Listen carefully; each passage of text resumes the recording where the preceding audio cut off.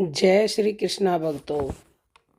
दुनिया में आपने बहुत से धामों के नाम सुने होंगे और कोई किसी को बड़ा बताता है, कोई किसी को बड़ा। लेकिन इस पूरी सृष्टि में जो सबसे बड़ा और सबसे सर्वोत्तम धाम है, उस धाम के बारे में आज हम बात करेंगे। ध्यान से सुनिएगा।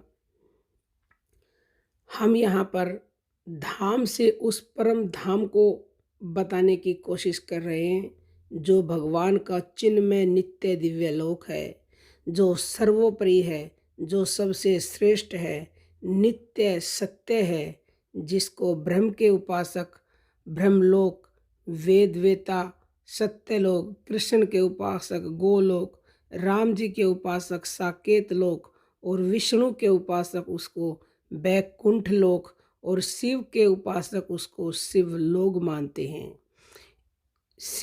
मानते हैं। इस प्रकार जिसको विभिन्न उपासकगण अनेक नामों से कहते हैं तथा जिसको वे सभी सर्वोपरि सर्वश्रेष्ठ और परम दिव्य मानते हैं, परंतु वहाँ बुद्धि मन वाणी की पहुँच नहीं है, उसके विषय में जो कुछ कहा जाता है वह उससे बहुत बहुत ही विलक्षण है। भगवान धाम में इतने गुण हैं। भगवान का धाम क्षमा, दया, शांति, क्षमता, प्रेम, न्याय आदि जो भगवान के नित्य गुण हैं वे उस धाम में स्वाभाविक ही हैं, क्योंकि भगवान ही स्वयं धाम के रूप में प्रादुर्भूत हुए हैं। इसलिए उस धाम में निवास करने वाले भक्तों में भी वे गुण स्वाभाविक रहते हैं। जिन प्रेमी भक्तों को भगवान के साक्षात दर्शन हो जाते हैं वे उस परम धाम को जाते हैं, तथा भगवान के दर्शन के प्रभाव से जो अभी हमने बताए ये सभी गुण उनमें स्वाभाविक ही आ जाते हैं।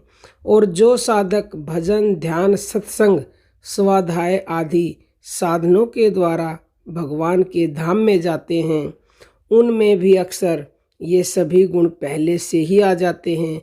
किंतु यदि किसी में कुछ कमी होती है तो उस गुण की पूर्ति वहाँ प्रवेश होने के साथ उसी क्षण हो जाती है। यह सब भगवान धाम के गुणों का दिग्दर्शन है। भगवान धाम का ऐसा प्रभाव है कि जो उस परम धाम में पहुँच जाता है वह फिर लौट कर नहीं आता। यदि संसार के कल्याण के लिए भगवान के साथ भगवान का प्रियकर होकर या भगवान की आज्ञा से अधिकार लेकर कारक पुरुष के रूप में आता है तो उसके जन्म, कर्म और शरीर निर्दोष, विशुद्ध और दिव्य होने के कारण उसका आना भी न आने के बराबर ही है, क्योंकि वह संसार की माया और माया के कार्य से कभी किसी प्रकार लिप्त नहीं होता तथा उसका देह अनामय होता है।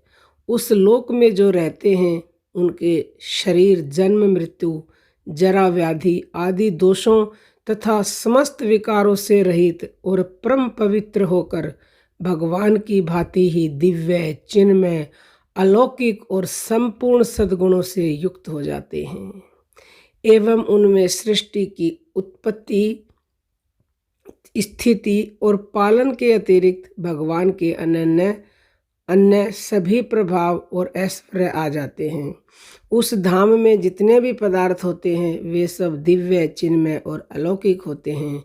यह भगवत धाम के प्रभाव का दिग्दर्शन है। लेकिन इस धाम में कोई किस्मत वाला ही व्यक्ति पहुंचता है जो निरंतरता से भगवान की भक्ति करता है और फिर जिसके ऊपर परम पिता परमेश्वर की परम कृपा हो जाती है, वही इस दिव्य धाम में पहुंच पाता है। जय श्री राम भक्तों।